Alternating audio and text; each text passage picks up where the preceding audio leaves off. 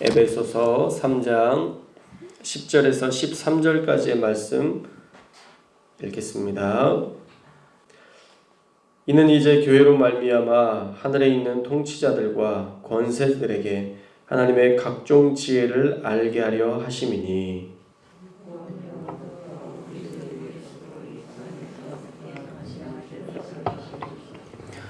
우리가 그 안에서 그를 믿음으로 말미암아 담대함과 확신을 가지고 하나님께 나아감을 얻느니라.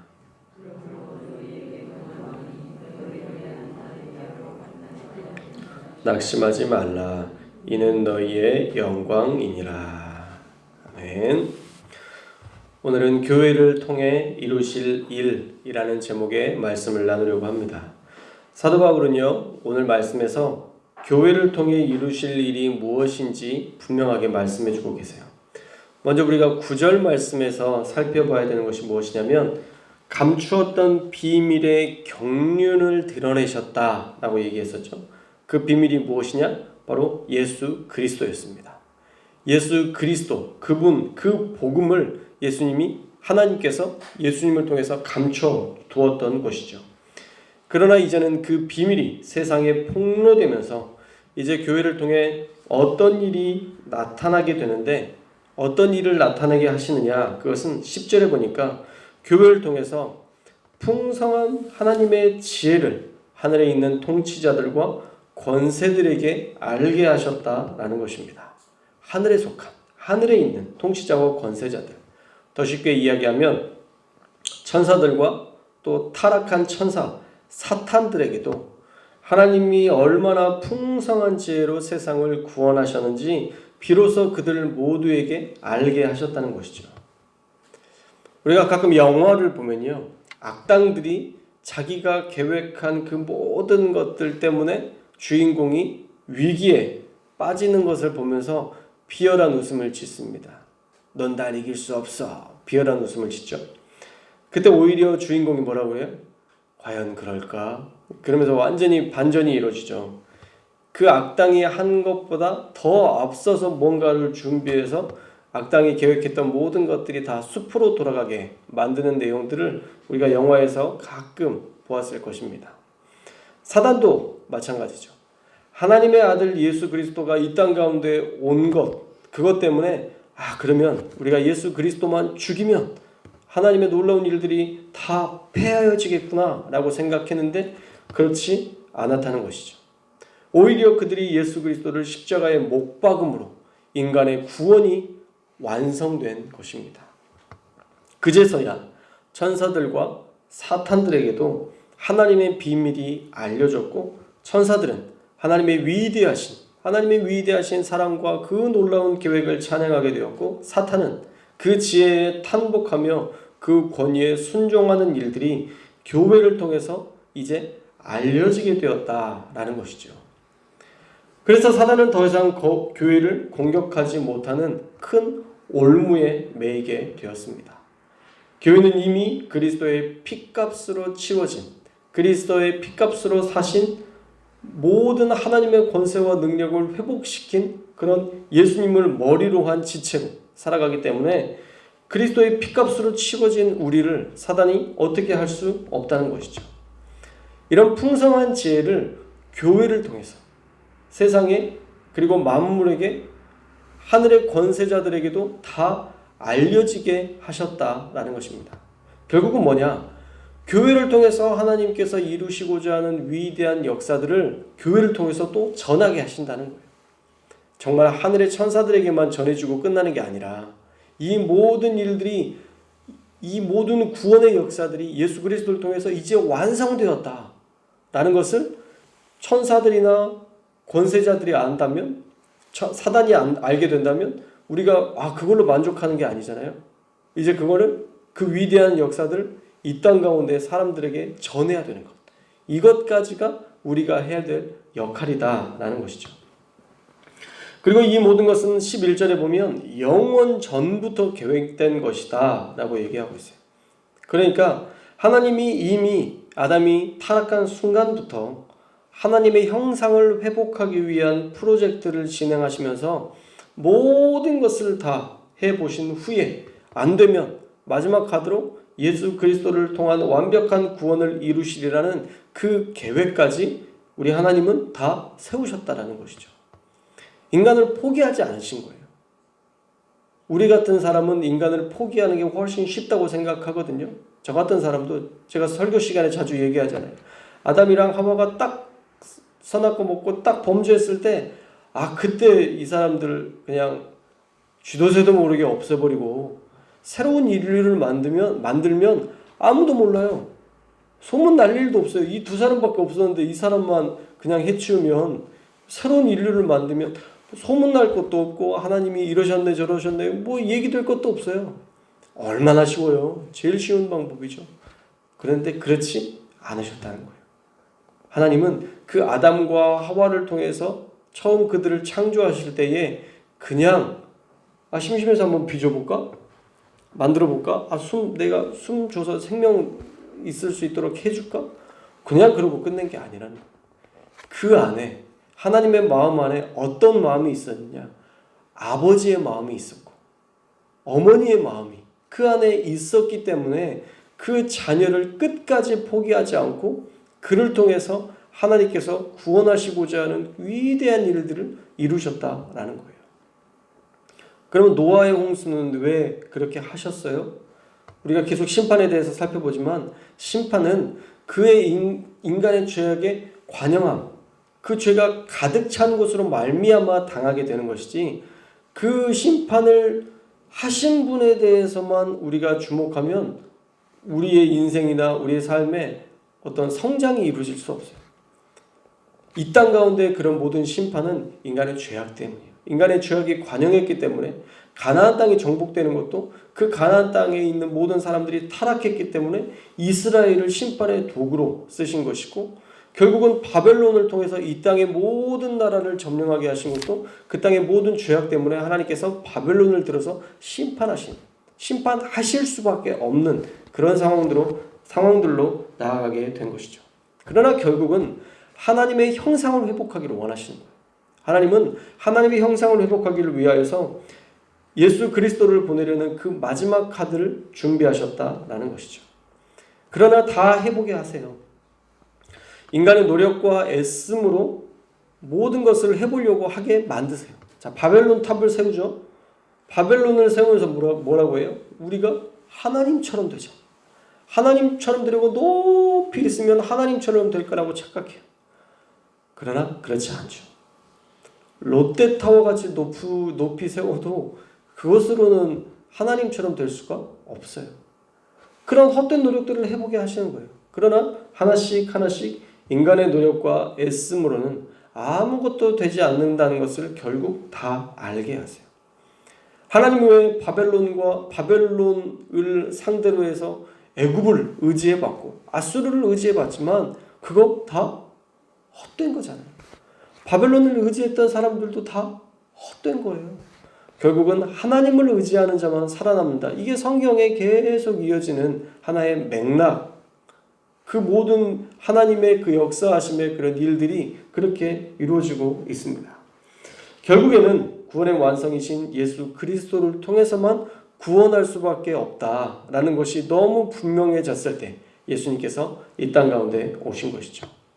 그래서 예수님을 사단이 죽게 함으로 모든 것들을 자기들이 이겼다라고 생각하지만 그건 역시도 완전히 반전이 되어서 이 땅의 모든 인간의 인류의 모든 죄값을 예수 그리스도께서 다 치러주시고 우리에게 구원이라는 선물을 주신 것입니다. 예수님께서 이루신 구원이기 때문에요. 그 누구도 그 구원을 임의적으로 빼앗을 수 없어요. 우리가 간혹 어떤 잘못된 이렇게 성령 사역하시는 분들이나 그런 분들을 보면 생명책에서 당신의 이름이 기록되게 것들 지워지게 하겠다 어찌그러는데 못해요. 제가 목사인데요. 저한테 그럴 권한이 없어요. 여러분의 이름을 써놓고 지웠다가 썼다 지웠다 할 수 있는 권세는요. 예수 그리스도에게만 있는 거지 우리에게는 결코 주어진 능력이 아니에요. 인간의 말로 있다 없다 얘기한다고 해서 그게 있어지고 없어지고 되는 일들이 절대 아니에요. 오늘 겁먹지 마세요. 여러분 안에 예수 그리스도의 그 구원, 예수님께서 우리에게 주신 그 구원의 역사는요, 절대 바뀔 수 없는 거예요. 그 누구도 여러분의 구원을 왈가왈부할 수 없어요. 저 역시도 여러분의 구원을 장담할 수 없어요. 있다 없다도 제가 장담할 수 없어요. 그 구원은 여러분만 알고 있는 거예요. 여러분이 예수 그리스도와 친밀하면 구원이 있는 것 같을 것이고, 여러분이 조금 죄 가운데 살고 좀 진실하게 살아가지 못하고 성경 안 읽고 막 이러면 내가 구원이 없는 것 같고, 여러분 계속 그렇게 반복하는 삶을 살 텐데, 우리가 분명해지려면요, 예수 그리스도와 더불어 살아가면, 이렇게 우리 여러분들처럼 새벽 예배 드리고 말씀을 읽고 그렇게 하면 구원이 너무 분명해요. 누가 옆에서 뭐라고 해도 아니 성경에 기록되어 있는데 어떻게 그걸 부인할 수 있냐고 우리가 설명을 하지, 우리의 구원이 흔들리지 않아요. 몇 월 며칠에 구원 받으셨어요? 이런 말에 현혹되지 마세요. 몇 월 며칠이 중요한 게 그게 중요해요? 여러분 예전에 연애하실 때 누군가를 만나고 결혼하고 이 모든 것들을 할 때 그 날짜 다 기억하세요? 언제 밥 먹었고 몇 월 며칠에 어디 좋은 제일 비싼 데에서 가장 맛있는 뭔가를 먹었는데 그게 몇 월 며칠 몇 시였고, 그거 다 기억하세요? 그거 다 없어도 너무 좋은 추억으로 기억하고 있잖아요. 우리 구원도 마찬가지예요.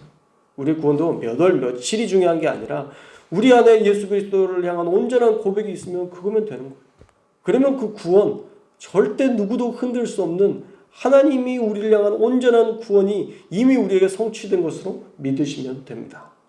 그러나 우리에게 주신 이 구원을요, 우리가 놓을 수는 있어요. 하나님이 우리에게 주신 이 위대한 구원을요, 이 위대한 은혜를요, 우리가 붙잡으면 영원히 갈 수 있는 것인데 우리가 놓을 수 있어요. 왜요? 우리에게는 의지의 자유를 주셨거든요. 그래서 언젠가 너무 잘 믿었다가 언젠가는 갑자기 타락해서 교회도 안 나오는 그런 일들이 비일비재하게 일어나는 것은 하나님이 손을 놓으신 게 아니에요. 인간이 손을 놓은 거지. 우리 인간이 손을 놓은 것이지 하나님의 손이 놓아진 것이 아니라는 거예요. 그래서 어떻게 해야 되느냐? 우리는 믿음 안에서 우리가 그 구원을 향해서 날마다 한 걸음씩 한 걸음씩 전진해 나아가야 되는 거예요. 12절 말씀 우리 한번 읽어볼까요? 12절 말씀 시작.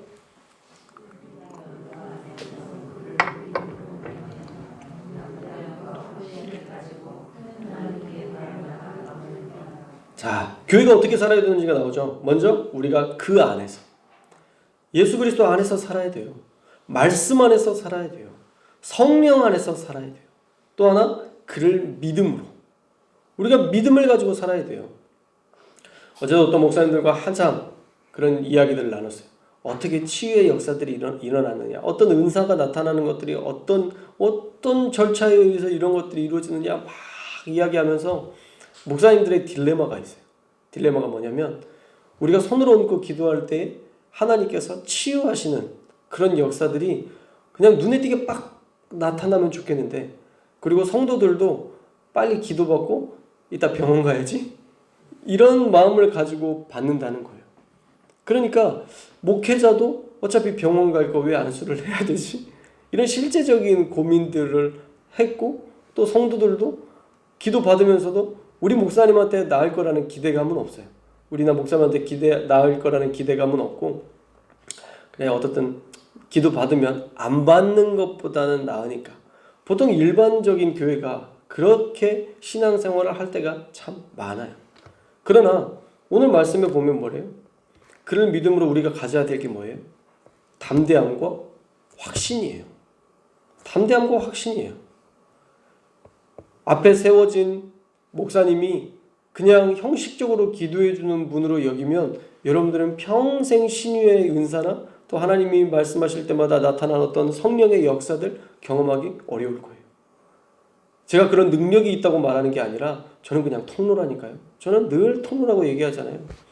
목사님을 통해서 하나님이 역사하실 것을 기대하면 여러분들이 그 하나님의 역사를 경험하게 돼요. 제가 능력이 있어서가 아니라 여러분이 믿는 믿음으로 말미암아, 오늘 말씀에 보면 담대함과 확신으로, 그를 믿는 담대함과 확신으로 하나님의 역사들이 나타날 거예요. 우리 교회에서도 계속 어떤 치료의 역사들도 나타나고 그런 고백들이 계속 나타나는데 저는 어떻게 그게 그렇게 되는지 몰라요, 사실. 어떻게 그렇게 치유가 되는지도 모르겠어요. 근데 하나는 있어요. 내가 기도하면 하나님이 그분에게 합당하시다면 하나님이 낫게 하실 것이다. 나는 통로니까 손을 얻는 것까지만 내가 하겠다. 저는 딱 거기까지 최선이에요. 그래서 나았다 그러면 사실 저도 놀래요. 나으셨어요? 역시 하나님. 그러면서 또 하나님 앞에 영광 돌리죠. 우리가 신앙생활을 하면서 예수 그리스도를 믿음으로 확신과 담대함을 가지고 살아가야 돼요. 혹시 목사님을 통해서 안수를 받았는데도 고쳐지지 않으면 또 병원을 통해서, 의사를 통해서, 약사를 통해서 다양한 방법으로 하나님이 일하실 것들을 기대하고 담대하게 나아가는 것. 목사님이 기도했는데도 안 나았으니까 우리 목사님 더 기도하셔야 돼. 윤석전 목사님처럼 8시간에서 10시간 정도는 기도를 하셔야 나를 낫게 하시지. 이런 식으로 가면 안 되고 하나님이 하실 일인지 아니면 인간의 방법을 통해서 하나님이 역사하실 일인지 우리가 계속 기도하면서 하나님 바라보면 마침내 그 믿음과 확신, 그 담대함을 하나님은 외면하지 않으세요. 다양한 방법으로 역사하신다는 것 저와 여러분들이 꼭 기억하셨으면 좋겠습니다. 우리가 믿음 가지고 담대함과 확신 가지고 하나님께 나아가면요, 그 누구도 하나님과의 사랑에서 우리를 끊을 수 없어요. 사랑하는 여러분, 교회가 얼마나 큰 사랑을 입었고 우리가 큰 기적을 보게 하셨는지 우리가 먼저 분명히 알고 또 세상 가운데에서 담대하게 살아가는 저와 여러분들 되시기를 주님의 이름으로 축원합니다.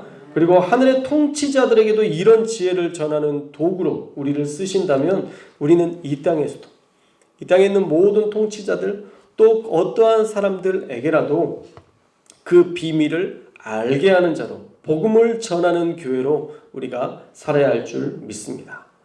물론 그리스도인의 삶에는요, 기적과 풍성함만 있는 것은 절대 아니에요.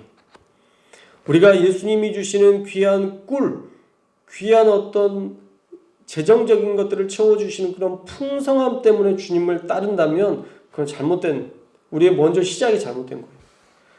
우리는 분명 그 모든 것들을 누려요. 그 풍성함과 그 기적을 누릴 수 있는 모든 은혜를 예수 그리스도를 통해서 풍성히 얻고 더 풍성해 얻게 하시려는 예수님의 그 의도 가운데 우리는 그 모든 것들을 누릴 수 있는 자로 이미 예수님께서 우리 가운데 그런 은혜를 주셨어요. 그러나 우리가 그것을 바라보며 사는 게 아니라 사실은 우리가 믿음으로 예수님을 전하는 삶, 예수와 동행하는 삶, 예수 그리스도의 성품을 닮아가는 그러한 삶을 통해서 우리가 날마다 예수님과 함께 거하는 것, 이게 최종 목적지가 되어야 되는 거예요. 그리스도와 함께 고난을 받으러 가자. 우리가 고난을 위해서도 사실 신앙생활을 하는 거 아니에요. 결국 우리 그리스도인의 최종 목적지는 무엇이냐? 예수님과 동행하는 거예요. 그게 풍성함이든 고난이든 그거하고 상관없이 예수님과 동행하는 것, 이게 우리 그리스도인들의 최종 목적지예요. 그리스도와 동행하는 것이 최종 목적지면요, 이제 다 괜찮아요. 우리에게 풍성함을 주셔도 괜찮고요, 고난을 주셔도 괜찮아요. 이게 바로 사도 바울의 고백입니다. 우리 13절의 고백도 한번 읽고 묵상했으면 좋겠어요. 우리 13절 함께 읽겠습니다. 시작.